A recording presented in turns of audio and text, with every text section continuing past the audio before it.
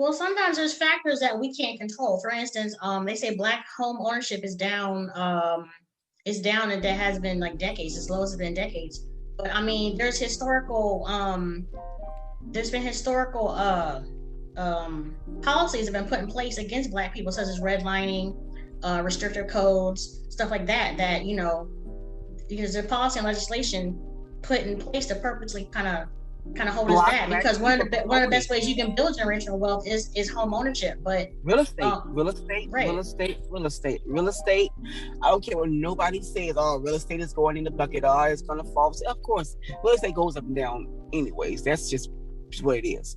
Um, but real estate is probably the number one wealth builder that you will see in life.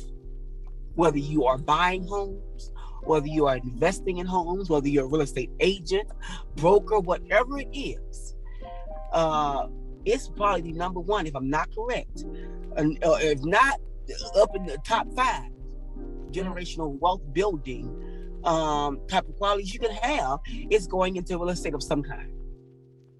The audio was cutting in and out, but we're going to pick back up where AJ is explaining how, because he was a foster child, he developed issues of abandonment. Mm-hmm. You don't want to see me, but you get having more children. So it makes you have abandonment issues. It makes you have self-esteem issues. What's wrong with me? Mm-hmm. Am I good enough? I'm not good enough. So then that brought on when other people used to talk about, are you ugly, you're fat, you're this and that. I wasn't always big. I didn't really get big until I got into high school. Mm-hmm. I was skinnier. When you first met me, I wasn't big. No. I was skinny. Even in middle school, I was skinnier. And then I got in high school, I started to pick up more weight because I had that issue of abandonment. And I fell in love with food.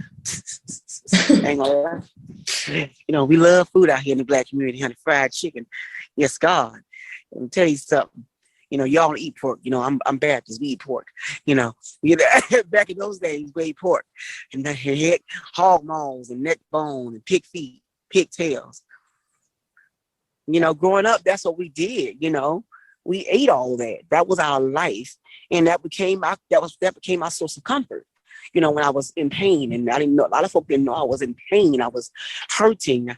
I was in a place. There have been many places and many times where I wished that when I went to bed at night, I just didn't wake up. Mm. I felt like it'd be better for me just to not wake up. Mm. If I had to go through this.